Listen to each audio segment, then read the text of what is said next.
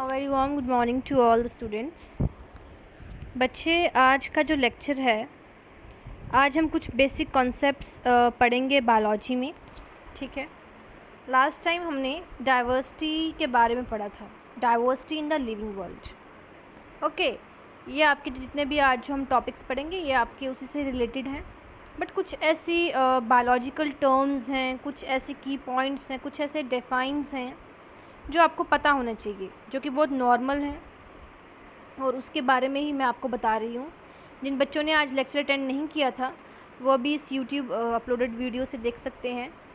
So diversity of life क्या है और किस तरह है और किस किस बेसिस पे है, आज हम वो पढ़ेंगे. ठीक है. सो बच्चे, डाइवर्सिटी के बारे में हम बात कर रहे थे कि there is a huge amount of diversity in this living world, और यही डाइवर्सिटी कारण है डिफरेंट एनिमल्स के करेक्टराइजेशन का. और इसी डाइवर्सिटी की वजह से ही हम बायोलॉजिकल सिस्टम बनते हैं, बायोलॉजिकल क्लासिफिकेशन बनती है. और क्योंकि डिफरेंट ऑर्गेनिजम्स हैं, क्रिएचर्स हैं, उनके अलग अलग फीचर्स हैं, आदतें हैं, फॉर्म, हैबिट, सब कुछ अलग अलग है. तो उन्हीं के बेस पे सभी ऑर्गेनिजम्स को क्लासीफाई करना पड़ता है. पहले आइडेंटिफाई करके फिर इनको क्लासीफाई, फिर नाम देना पड़ता है. ठीक है. So it is very much important कि हम सबके बारे में पढ़ सकें, क्योंकि डाइवर्सिटी है तो इसीलिए स्टडी भी स्ट्रॉन्ग की जाती है कि हम उन सबको, ऑर्गेनिजम्स को उनके फीचर्स के बेस पे क्लासीफाई कर सकें, उनके बारे में समझ सकें, देन उनकी नेमिंग हो. ओके. सो हमने लास्ट टाइम पढ़ा था अबाउट क्लासिफिकेशन, नॉमेनक्लेचर. सो वो इसलिए हैं क्योंकि डाइवर्सिटी है. अगर सब चीज़ें एक जैसी होंगी तो इतनी स्टडी की ज़रूरत नहीं पड़ती, क्योंकि डिफरेंट फॉर्म्स हैं, क्रिएचर्स हैं, ऑर्गेनिजम्स हैं, उन्हीं के लिए स्टडी को एनहांस्ड किया जाता है और क्लासिफिकेशन और ये सिस्टम आता है. ठीक है. सो डाइवर्सिटी जो है अभी भी इतनी नियर अबाउट 8.74 मिलियन स्पीशीज़ हैं, जिसमें से कि ओनली 1.7 to 1.8 मिलियन स्पीशीज़ के बारे में हमें पता होगा only. So you can imagine कि मतलब 80 to 90% स्पीशीज़ के बारे में तो हमें पता ही नहीं है. वो एग्जिस्ट करती हैं बट साइंटिस्ट अभी तक उसके बारे में पता नहीं लगा पाए. यही सारे चीज़ें हमें बताती हैं कि how much diverse our earth is. ठीक है. सो यही इसके बारे में है. और आपको मैंने बताया भी था कि बायोलॉजी बेसिकली क्या है. It is a story of evolution on earth. कैसे समय समय पे एवोल्यूशन आया, ऑर्गेनिक एवोल्यूशन आया, ग्रेजुअल चेंजेस आते गए, जिससे कि धीरे सब कुछ चेंज होता गया और आज की एक complex modern and civilized life हम जी रहे हैं. ठीक है. ऐसे माना जाता है कि जितनी भी स्पीशीज़ हैं वो अर्थ पे 3.5 बिलियन ईयर्स अगो पहले आई थी ऑर्गेनिक एवोल्यूशन के थ्रू. ठीक है. सो कुछ स्पीशीज़ आई, कुछ चली भी गई, जैसे डायनासोर्स भी आए, वो वापस चले गए, उनको इन्वायरमेंट सूटेबल नहीं लगा. सो यही सब कारण रहते हैं इन सब चीज़ों के. ठीक है. सो आज हम पढ़ेंगे कि डाइवर्सिटी किन किन बेसिस पे है और किस आधार पे डाइवर्सिटी है देखी गई है और किस किस टाइप की डाइवर्सिटी है. ओके. सो डाइवर्सिटी आप shape, size, form, colour, habit, structure, physiological structure सबके बेस पे देख सकते हैं. फॉर्म के शेप में अगर आप देख लो तो हर एक एनिमल की अपनी अपनी फॉर्म है.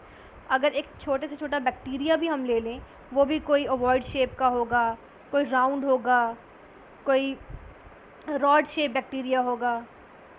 ठीक है ना. तो शेप बहुत सारे हैं. सिमिट्री बहुत मैटर करती है.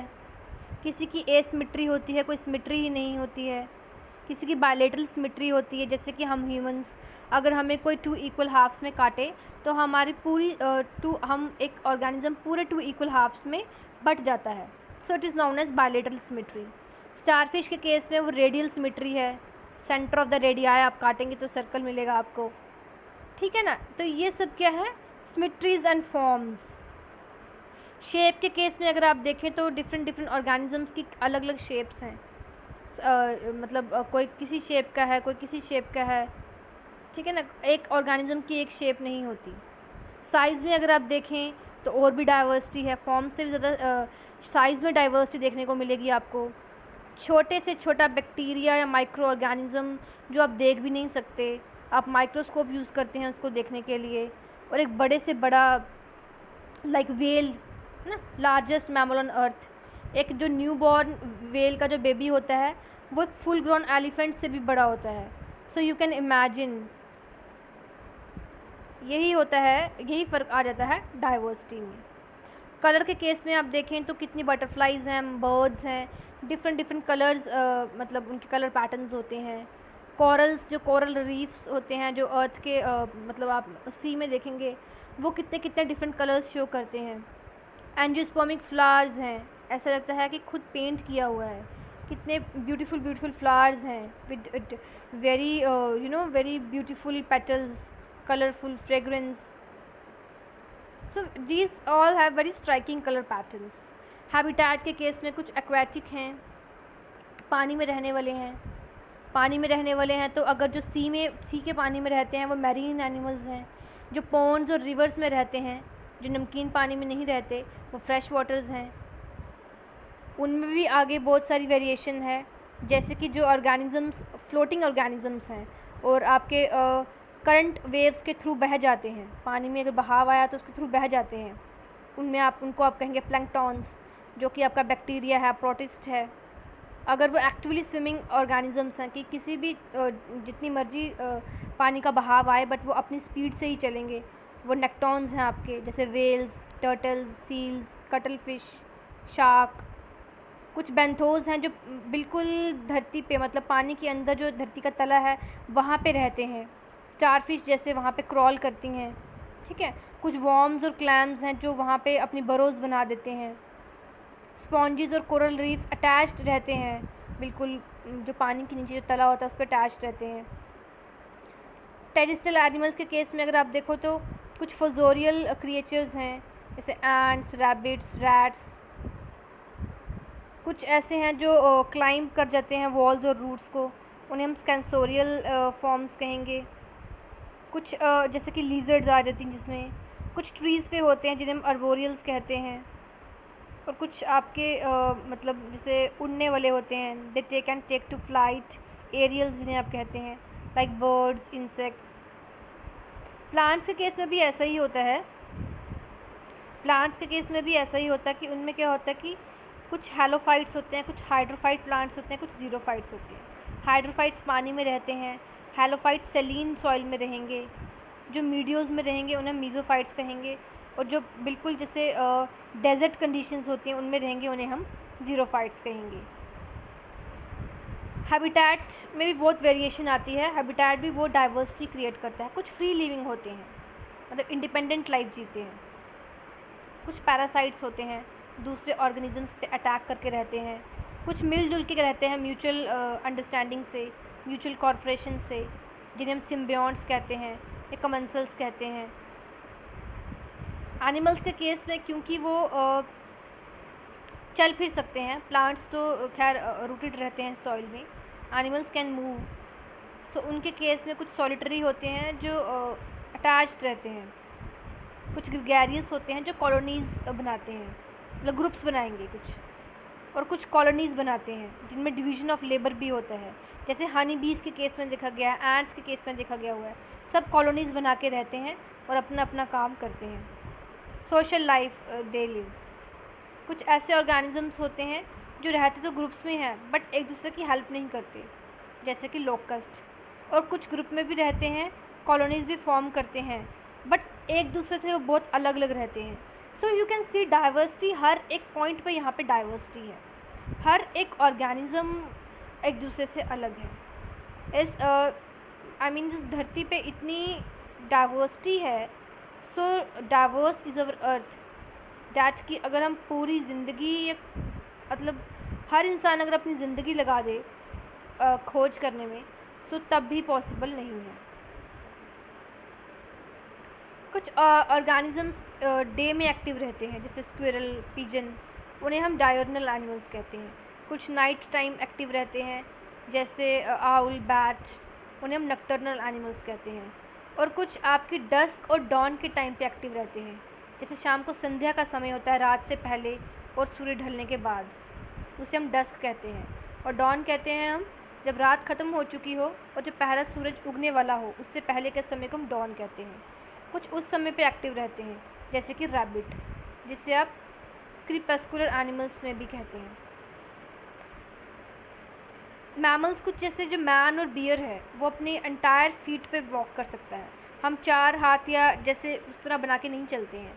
We walk over on 2 feet, हमारे हैंड्स फ्री रहते हैं और हम फीट पे वॉक करते हैं। ऐसी चाल को हम कहते हैं प्लांटीग्रेड गेट। और डॉग और जो कैट हैं वो अपने डिजिट्स पे चलते हैं, पूरे डिजिट्स लगा के अपने पाम्स रख के इस तरह से वॉक करते हैं, उन्हें हमें कहते हैं डिजिटिग्रेड गेट। और हॉर्स, कैटल और गोट जो होते हैं वो डिजिट्स के टिप्स पे चलते हैं, उन्हें हम अनगुलीग्रेड गेट कहते हैं। सो यहाँ पे बहुत सारी वेरिएशंस हैं, बहुत सारी टाइप्स हैं। कुछ समर स्लीप लेते हैं, गर्मियों में गुम हो जाएंगे, इनएक्टिव रहेंगे, उन्हें हम एस्टिवेशन कहेंगे। कुछ सर्दी सह नहीं सकते तो सर्दियों में हाइबरनेट हो जाएंगे, छुप जाएंगे, तो और इसी प्रोसेस को हम हाइबरनेशन कहते हैं। स्ट्रक्चर के फॉर्म में भी बहुत सारी वेरिएशन है, लाइक यूकैरियोट्स जिनके पास ट्रू न्यूक्लियस है, ठीक है, उनके पास अपना न्यूक्लियस है। सो उनकी वॉल्यूम रहती है 1000 to 10,000 नैनोमीटर पर क्यूब। और कुछ ऐसे ऑर्गेनिजम्स हैं जिनके पास ट्रू न्यूक्लियस नहीं है, उनको हम प्रोकैरियोट्स कहते हैं। प्रोकैरियोटिक सेल काफ़ी लो रेंज है उसकी, 0.2 to 10 नैनो पर मीटर क्यूब। वो बहुत छोटा होता है यूकैरियोटिक सेल से। जितने भी प्रोकैरियोट्स हैं वो यूनिसेलुलर हैं, पर जितने भी यूकैरियोट्स हैं वो मल्टीसेलुलर हैं। कुछ ही एक्सेप्शन होगी यूकैरियोट की जो यूनिसेलुलर होंगे, और इनमें सेल्स टिश्यूज़ बनाते हैं, टिश्यूज़ ऑर्गन्स और ऑर्गन सिस्टम, और एक स्पेशलाइज्ड एक स्ट्रक्चर रहता है, सिस्टम रहता है। और फिजियोलॉजिकल प्रोसेस भी बहुत योगदान देते हैं। आपके अंदर क्या क्या फिजियोलॉजिकल प्रोसेस हैं, like nutrition, respiration, excretion, reproduction. कुछ अपना खाना खुद बनाते हैं, जैसे कि प्लांट्स, वो फोटोसिंथेसिस शो करते हैं, अपना खाना खुद बनाएंगे सनलाइट की प्रेजेंस में, वाटर एंड कार्बन डाइऑक्साइड की प्रेजेंस में। ऐसी न्यूट्रिशन को हम ऑटोट्रॉफिक न्यूट्रिशन बोलते हैं, और ऐसे ऑर्गेनिजम्स को हम ऑटोट्रॉफ्स बोलते हैं। इस न्यूट्रिशन को आप होलोफाइटिक न्यूट्रिशन भी बोल सकते हैं, क्योंकि ये सिर्फ प्लांट्स का ही कैरेक्टर है। पर कुछ बैक्टीरिया ऐसे हैं जो ऑटोट्रॉफिक न्यूट्रिशन शो करते हैं। वो अपना खाना प्रिपेयर करते हैं कार्बन डाइऑक्साइड से और हाइड्रोजन के कंपाउंड्स हैं वाटर को छोड़कर, like hydrogen sulphide and methane. और वो एनर्जी अपनी लेते हैं सनलाइट से, या फिर जितना भी इन्वायरमेंट में इनऑर्गेनिक मटेरियल की जो ऑक्सीडेशन होती है। तो इस जो सिंथेटिक प्रोसेस को आप कीमोसिंथेसिस भी कह सकते हैं और फोटोसिंथेसिस भी कह सकते हैं। और इन बैक्टीरियाज़ को आप कहेंगे फोटोट्रॉपिक बैक्टीरिया, फोटोट्रॉप्स और फोटोसिंथेटिक बैक्टीरिया। कीमोट्रॉपिक बैक्टीरिया भी कह सकते हैं या कीमोट्रॉप्स भी कह सकते हैं। तो ये आपको पता होना चाहिए सब। न्यूट्रिशन वैसे 2 टाइप की ही होती है, जैसे कि ऑटोट्रॉफिक और हेटेरोट्रॉफिक। ऑटोट्रॉफिक में ये सब आ जाते हैं, कीमोट्रॉप्स एंड होलोफिटिक, क्योंकि ये सबको अपना खाना खुद बनाते हैं। हेटेरोफाइट्स में आगे बहुत सारी टाइप्स हैं। हेटेरोट्रॉप्स वो हैं जो अपना खाना खुद नहीं बना सकते, जैसे कि मैन, बाकी एनिमल्स, ऑर्गेनिजम्स, ये दूसरों पे डिपेंड हैं। और ऐसी न्यूट्रिशन जो होगी उसे हम हेटेरोट्रॉफिक न्यूट्रिशन बोलेंगे, और ऑर्गेनिजम्स को हेटेरोट्रॉफ्स बोलेंगे। कुछ हेटेरोट्रॉफ्स क्या करते हैं, फ्लूइड फूड लेते हैं बॉडी से, उसे आप सैप्रोट्रॉफिक भी कह सकते हैं या सैप्रोफोबिक न्यूट्रिशन भी कह सकते हैं। प्लांट्स में इसको सैप्रोजोइक कहा जाता है, जैसे कि टेपवॉर्म वगैरह। और प्लांट्स में इन्हें सैप्रोफाइटिक न्यूट्रिशन कहा जाता है, जैसे कि फंजाई। ये इन्हें आप सैप्रोट्रॉप्स भी कहते हैं। और जितने भी ऑर्गेनिजम्स हैं, मोस्ट ऑफ द एनिमल्स हैं, वो अपना ऑर्गेनिक फूड जो होता है वो माउथ से लेते हैं, इसलिए हम इन्हें होलोट्रॉफिक भी कहते हैं। और ये क्योंकि एनिमल्स का करेक्टर्स हैं, most of the animals take organic food through the mouth, उस न्यूट्रिशन को हम होलोट्रॉफिक कहते हैं। और जितने भी एनिमल्स ये होलोट्रॉफिक न्यूट्रिशन शो करते हैं, इसे होलोजोइक न्यूट्रिशन भी कहा जाता है। और जितने भी ऑर्गेनिजम्स हैं जो होलोट्रॉफिक न्यूट्रिशन शो करते हैं, हम उन्हें होलोट्रॉप्स भी कहते हैं। ओके, अगर वो प्लांट्स के केस में होगा तो वो अगर एनिमल्स के केस में होगा तो वो होलोजोइक होगा। कुछ एनिमल्स ऐसे भी हैं जो प्लांट्स भी खाते हैं और एनिमल्स भी खाते हैं। लाइक जो शाकाहारी भोजन करते हैं टोटली, वो हर्बीवोर्स कहलाते हैं। जो टोटली मांसाहारी करते हैं, जैसे कि शेर शिकार करता है, सो डियर का या किसी भी का, तो वो कार्निवोरस, टोटली मांसाहारी डिपेंड है। ओमनिवोरस वो होते हैं जो दोनों तरह का खाना खा लेते हैं। आई मीन वो शाकाहारी भी खा लेंगे और मांसाहारी भी खा लेंगे। ओके।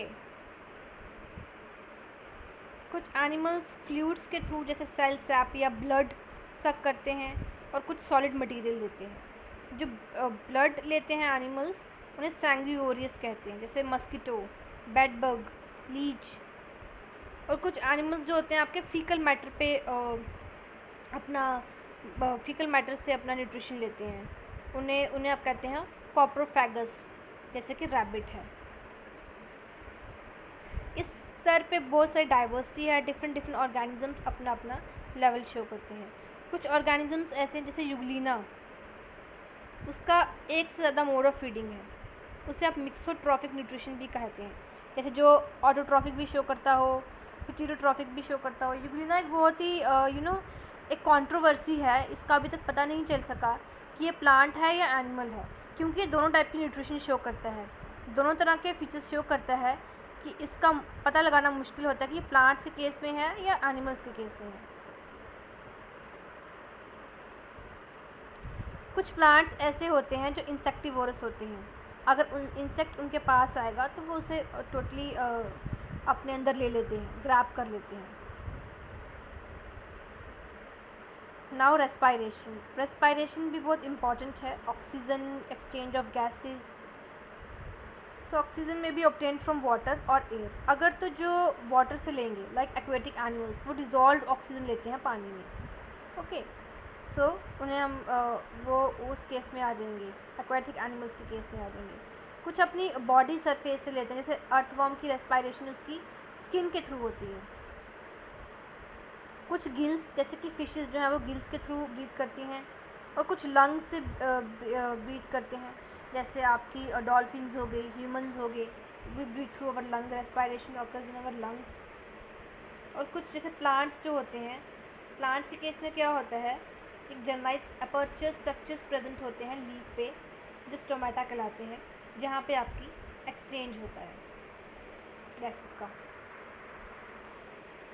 एक्सक्रिएशन के बेस पे भी बहुत सारी वैरायटी है। हर एक ऑर्गेनिज्म का अपना अपना वेस्ट मटेरियल निकलता है। किसी का अमोनिया में होगा, किसी का यूरिक एसिड होता है, किसी का यूरिया होता है, सबका अपना अपना होता है। प्लांट्स अपने वेस्ट कैसे शेड करते हैं, बार्क के थ्रू, कुछ सैप के थ्रू, या लीव्स झड़ जाएंगे, ठीक है, ये इस तरह से अपना शो करते हैं। कुछ ऑर्गेनिजम्स इरेटिबिलिटी शो करते हैं, दैट कि वो स्टिमुलस का बड़ा क्विक रिस्पॉन्स देंगे, और कुछ बहुत स्लो रिस्पॉन्स देते हैं। उनको फ़र्क नहीं पड़ता कि उनको टच किया, जैसे स्पॉन्जेस के केस में होते हैं, उनका रिस्पॉन्स बहुत स्लो होता है। पर कुछ एनिमल्स और कुछ प्लांट्स ऐसे हैं कि इनका रिस्पॉन्स बहुत क्विक होता है। जैसे जो छुई मुई प्लांट है, मिमोसा प्यूडिका, आप उसको टच करेंगे तो अपने लीव्स फोल्ड कर देगा, रिस्पॉन्स क्विक रिस्पॉन्स आता है। रिप्रोडक्शन के केस में भी बहुत कुछ देखा गया है, वेरिएशंस।